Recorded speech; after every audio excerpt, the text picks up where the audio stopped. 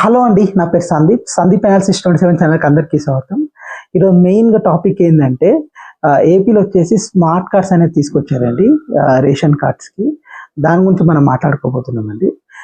ఒక చిన్న రిక్వెస్ట్ ఏంటంటే నా ఛానల్ని సబ్స్క్రైబ్ చేయండి. సబ్స్క్రైబ్ చేసుకొని బెల్ ఐకాన్ యాక్టివేట్ చేసుకోండి.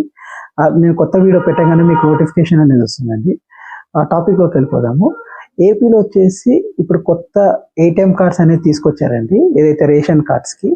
దీంట్లో వచ్చేసి మెయిన్గా మనక ఆల్ డీటెయిల్స్ అనేవి ఉంటాయి అనమాట. ఎవరైతే రేషన్ కార్డులో ఎవరైతే నేమ్స్ అనేవి ఉన్నాయో అవన్నీ కూడా వెనక అనేది ఉంటుంది. ముందు వచ్చేసి వాళ్ళ ఎవరైతే హెడ్ ఆఫ్ ద ఫ్యామిలీ ఉంటారో వాళ్ళందరి పేర్లు అనేది మెన్షన్ అనేది చేస్తారు. అలాగే వచ్చేసి క్యూఆర్ కోడ్ సిస్టమ్ తీసుకొచ్చారు. అంటే క్యూఆర్ కోడ్లో ఆటోమేటిక్గా స్కాన్ చేస్తే మీ డీటెయిల్స్ అనేది ఫెచ్ అయిపోతాయి ఆటోమేటిక్గా.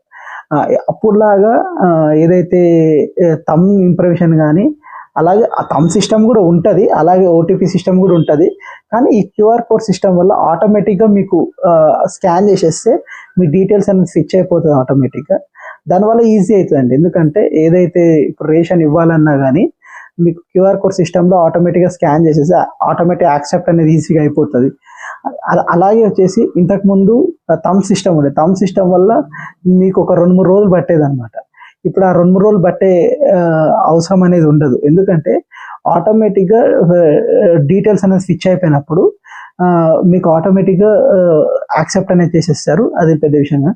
దీంట్లో మెయిన్ విషయం ఏంటంటే ఈ రేషన్ కార్డులో చాలా వరకు లోగోస్ అనేవి ఉంటాయండి. అంటే ఏ పార్టీలో ముఖ్యమంత్రి ఉంటే ఆ పార్టీ లోగోస్ అనేవి ఉండేవి అనమాట.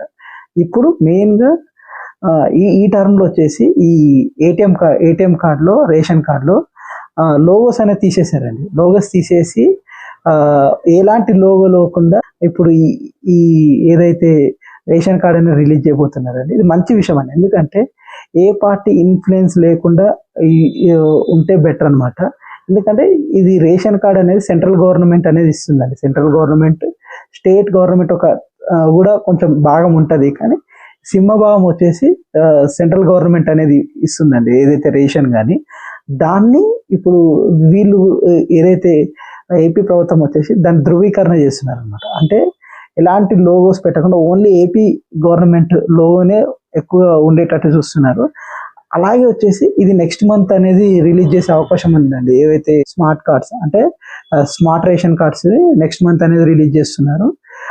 దీన్ని నాదెండ్ల మనోహర్ గారు ప్రకటించారండి యాక్చువల్గా.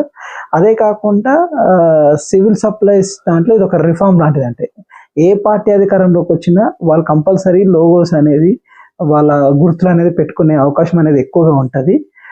దీంట్లో వచ్చేసి ఇది ఎలాంటి లోగో లేకుండా వస్తుంది కాబట్టి ఇది మంచి విషయమే. అలాగే ఈ స్మార్ట్ కార్డ్స్ అనేవి ఉండాలండి. ఎందుకంటే ఆటోమేటిక్గా ఇప్పుడు 6 months డేటా అనేది ఈ స్మార్ట్ కార్డ్స్ అనేది పెడతామని సివిల్ సప్లైస్ మినిస్టర్ ప్రకటించారు. ఇది కూడా మంచి విషయమే అండి. అంటే ఇప్పుడు ఆ డీటెయిల్స్ అనేది మీకు ఉంటే ఆ స్మార్ట్ కార్డ్ ఇస్తే మీరు ఎప్పుడు రేషన్ తీసుకున్నారు, 6 months నుంచి రేషన్ తీసుకున్నారా లేదా అనేది మొత్తం డీటెయిల్స్ అనేది ఫెచ్చింగ్ అనేది వస్తుంది. దాంట్లో కూడా మొత్తం కూడా ఒక ప్రోగ్రామ్ అనేది చేశారనమాట. దీన్ని నెక్స్ట్ మంత్ అనేది రిలీజ్ చేయబోతున్నారు ఈ స్మార్ట్ కార్డ్స్ అన్నీ కూడా, ఏదైతే రేషన్ కార్డ్స్లో.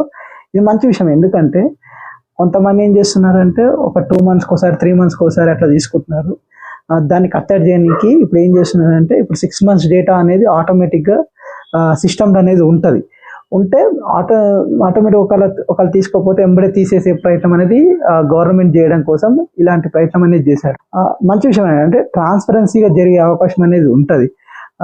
థ్యాంక్ యూ అండి. నా ఇన్ఫర్మేషన్ కానీ మీకు నచ్చినట్టయితే కింద సబ్స్క్రైబ్ బటన్ ఉంటుంది, దయచేసి నా ఛానల్ని సబ్స్క్రైబ్ చేసుకొని బెల్ ఐకాన్ యాక్టివేట్ చేసుకోండి. లైక్ చేయండి, షేర్ చేయండి.